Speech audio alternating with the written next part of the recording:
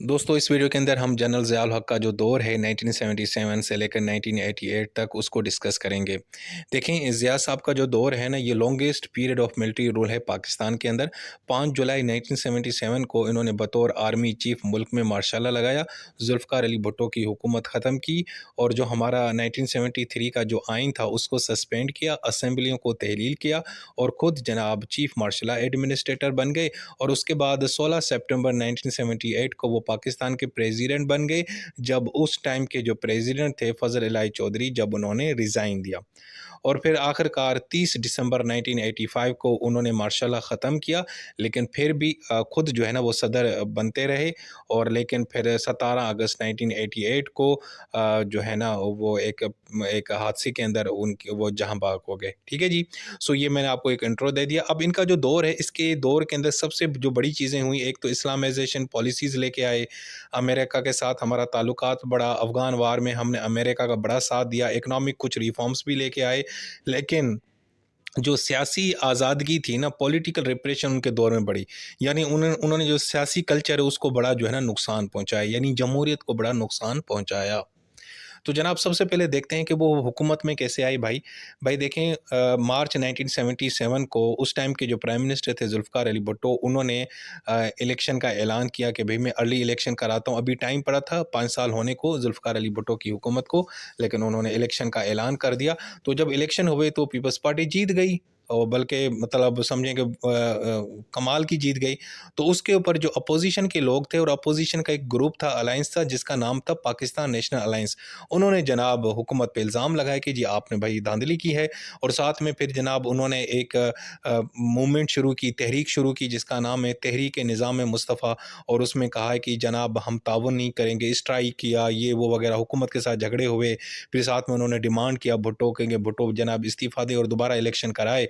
और मुल्क में लॉ एंड ऑर्डर की सिचुएशन इतनी ख़राब हो गई कि भाईजान कुछ शहरों के अंदर मार्शल लॉ लगाना पड़ा, कराची, लाहौर और हैदराबाद के अंदर। लेकिन बाद में फिर हाई कोर्ट्स ने उस मार्शल लॉ को अनकॉन्स्टिट्यूशनल डिक्लेयर किया। तो ये कुछ शहरों के अंदर सेलेक्टिव मार्शल लॉ लगाया गया था। ठीक है। तो इस दौरान फिर क्या हुआ कि भुट्टो और पीएनए के बीच में मुज़ाकरात भी हो रहे थे, और मुज़ाकरात होने ही वाले थे तो मिलिट्री ने इंटरवेन कर लिया। और ज़िया हक साहब ने उस मौके को जो है ना इस्तेमाल किया, और 5 जुलाई को उन्होंने क्या किया, मुल्क में मार्शल लॉ लगाया। हालांकि आपको बताऊं कि ज़िया हक साहब को भुट्टो ही साहब ने ही उनको आर्मी चीफ बनाया था, और ये हालांकि जूनियर थे, इन्होंने इनको सीनियर ऑफिसर को ना सुपरसीड करके उनको आर्मी चीफ बनाया था।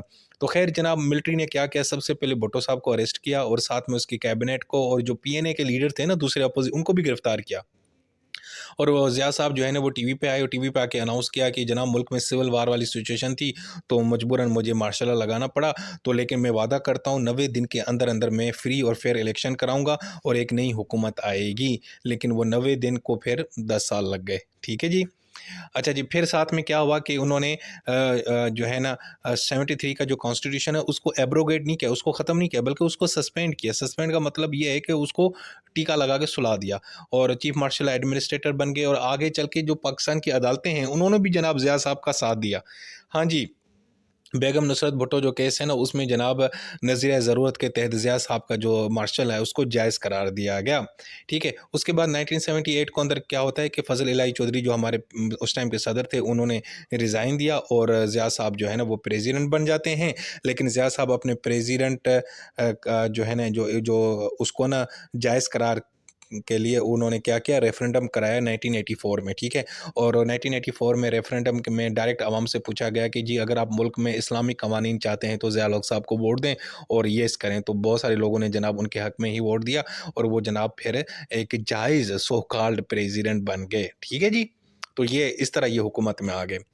तो जनाब अब हम देखते हैं इनके दौर में कौन से बड़े बड़े अहम इकदामात इन्होंने उठाए। सबसे भाई इस्लामाइजेशन प्रोग्राम, यानी ज़िया साहब चाह रहे थे कि भाई पाकिस्तान को मैं मुकम्मल और प्योर इस्लामिक स्टेट बनाऊं। तो उसके लिए सबसे पहले इन्होंने फेडरल शरीयत कोर्ट बनाई, साथ में हुदूद आर्डिनेंस लेके आए, यानी इस्लामिक सज़ाएँ जो हैं उन्होंने मुतारिफ़ कराई, चोरी की, ज़िना की, शराब पीने की जो सज़ाएँ थी, हुदूद आर्डिनेंस वो लेके आए। साथ में ज़कात और उशर को जो है ना वो कंपलसरी बनाया कि भाई ज़कात कलेक्ट की जाएगी, बैंक بینک اکاؤنٹ سے عشر بھی کلیکٹ کیا جائے گا. ساتھ میں جناب بلیسفیمی لاز اس نے انٹروڈیوس کرائے کہ جو شخص قرآن اور حضور پاک صلی اللہ علیہ وآلہ وسلم کی توہین کرے گا تو اس کے اوپر اس کو سزا دی جائے گی، سخت سزائیں دی جائیں گی، اور پاکستان پینل کوڈ میں اس کی سزائیں متعارف کرائی گئیں. اس کے علاوہ جناب اسلامک جو اسٹڈی ہے وہ سبجیکٹ کمپلسری ہو گیا اسکولس میں. جو مدرسوں کا جو کلچر ہے اس کو پروموٹ کیا گیا. ٹی وی اور ریڈیو کے اوپر بغیر حجاب کے کوئی خواتین نہیں آ سکتی تھیں. اچھا جی، اذان جو ہے نا وہ براڈ کاسٹ ہونا شروع ہو گئیں. رمضان کے اندر قوانین کو بڑا سخت بنایا گیا. اگر پبلک میں کوئی بندہ کھاتا یا پیتا تھا تو اس کو بڑی سخت سزا دی جاتی تھی. یعنی ضیاء صاحب چاہ رہے تھے کہ بھائی یہ جو پاکستان ہے یہ نا پیور اور خالص ایک اسلامک اسٹیٹ بن جائے. ٹھیک ہے جی، آگے چل کے پھر انہوں نے کچھ کانسٹیٹیوشن اینڈ پولیٹیکل اسٹے بھی اٹھائی. سب سے پہلے تو انہوں نے کیا کیا، جب آئین کو انہوں نے وہ ریسٹور کیا نا، آئین کو کب ریسٹور کیا تھا میں نے ابھی آپ کو بتایا 1985 میں. تو ریسٹور کرنے کے بعد انہوں نے آئین میں ایک ترمیم کی، 8ویں ترمیم. اور اس 8ویں ترمیم میں ضیاء صاحب نے اپنے آپ کو یعنی پریزیڈنٹ کو ایک پاور دی آرٹیکل 58(2)B والی، جس کے تحت وہ کبھی بھی اگر ان کا دل کہے تو وہ اسمبلی کو تحلیل کر سکتے ہیں. اور یہ اتنی خطرناک پاور تھی جس کی وجہ سے آگے ہمارے بہت سارے پرائم منسٹروں کو پریزیڈنٹس نے اس آرٹیکل کا استعمال کر کے ان کو گھر بھیج دیا. اس کے علاوہ انہوں نے 1985 میں الیکشن کرائے تھے، لیکن یہ نان پارٹی الیکشن تھے، یعنی آزاد امیدواری الیکشن کنٹیسٹ کر سکتے تھے. ان کا بس سمپل یہ مقصد تھا کہ یار میں کسی طریقے سے پیپلز پارٹی کو کمزور کروں، کیونکہ پیپلز پارٹی اس ٹائم بڑی فیمس تھی کیونکہ ان کے جو لیڈر تھے اس کو انہوں نے مار دیا تھا، ٹھیک ہے، ایک سیاسی کیس کے اندر. اس کے علاوہ انہوں نے ایک مجلس شورا بنایا تھا، فیڈرل کونسل، یعنی ایک اپنی ہی اسمبلی بنائی تھی، اور اس کے اندر یہ اپنے ہی بندوں کو نومینیٹ کرتے تھے جو قوانین بناتے تھے. اور مارشل لا کے دوران انہوں نے بہت سارے قوانین اسی جو ہے نا فیڈرل کونسل کے ذریعے بنائے. ٹھیک ہے جی. اچھا جی، اکنامک اور ایڈمنسٹریٹو جو اسٹیپ اٹھائے انہوں نے، سب سے پہلے تو یار نیشنلائزیشن کی جو پالیسی تھی نا بھٹو کی، بھٹو نے پتہ کیا کیا، بہت سارے جو ادارے تھے نا وہ حکومتی تحویل میں لے لیے، یعنی وہ سرکاری کر دیے. جو پرائیویٹ تھے اب وہ حکومت کے کنٹرول میں چلے گئے تھے. انہوں نے دوبارہ ان کو ڈی نیشنلائزیشن کی ضیاء صاحب نے، یعنی بہت ساری انڈسٹریز اور فلور ملز جو بھٹو نے ٹیک اوور کر لی تھیں وہ واپس پرائیویٹ اونرز کے پاس چلی جائیں. اس کے علاوہ یار ضیاء کے دور میں جو سب سے بڑا ایک اور اچھا کام ہوا کہ یار بہت سارے پاکستانی لوگوں کو باہر مڈل ایسٹ میں بھیجا گیا نوکریاں کرنے کے لیے، جس کی وجہ سے پاکستان کی جو ریمیٹنس اکانومی وہ بہتر ہوگی.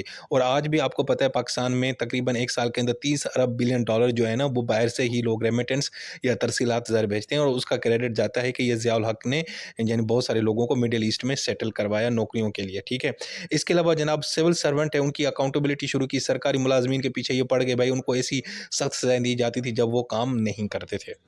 اچھا جی، اس کے علاوہ ان کی جو فارن پالیسی ہے اس میں سب سے بڑی جو چیز ہے وہ افغان سوویت وار، یعنی 1979 کے اندر جب رشیا افغانستان میں آیا تو ضیاء نے امریکہ اور سعودی عرب کے ساتھ مل کے افغان مجاہدین کے خلاف انہوں نے جناب جو ہے نا وہ ایک ان کا ساتھ دیا، اور یعنی افغان کے جو طالبان تھے ان کی مدد کی. کس نے؟ ضیاء صاحب نے. کس کے ساتھ مل کے؟ امریکہ اور سعودی عرب کے ساتھ مل کے.